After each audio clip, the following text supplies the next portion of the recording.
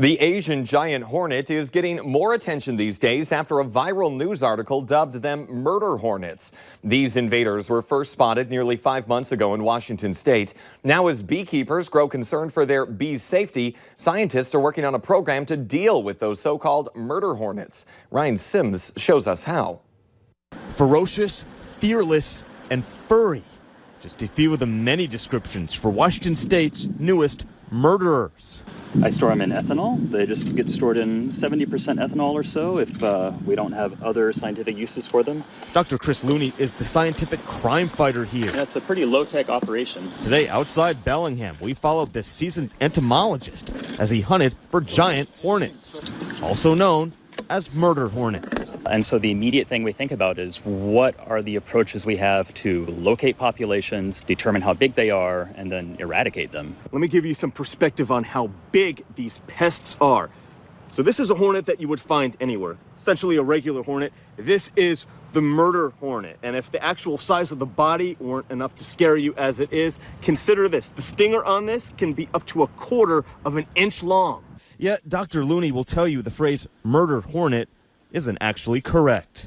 If you look at mortality statistics, falling in your home is still far more risky, and we don't report murder ladders to the Home Depot. They're actually named the Asian giant hornet. Cap it before it spills again. Dr. Looney is hoping to catch them not because he's worried about people's safety, but rather the safety of the planet. That's because these hornets hunt and kill honeybees. In my mind, it could make some smaller beekeepers just give up, because if you lose your hives over and over again, that kind of wears you out. The loss of honeybees would mean a segment of our food chain could be wiped out. Even though only 2 hornets have been found in Washington state so far, Dr. Looney isn't taking any chances. Thankfully, it has no insects in it, and I don't have to change the trap. So far, he and others have set several traps here in Whatcom County. These next few months, though, hundreds of more traps will be placed here.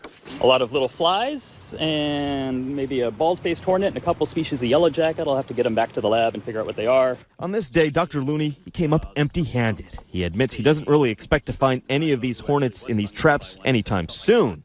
But with the threat to the overall ecosystem now here in Washington, he'll keep checking his traps for as long as it takes. There have been times when farmers have already struggled to get enough pollination. Why add one more problem to the equation? And as the temperatures warm and we spend more time outdoors, an entomologist from the University of Minnesota says we might see similar insects to the Asian giant hornet, like the cicada killer wasp. It's not nearly as big as the Asian giant hornet, but it may be confusing to the untrained eye. The cicada killer, however, is native to Minnesota, so there is no need to worry about those, unless, of course, that is, you are a cicada. Coming up next here on the Valley Today.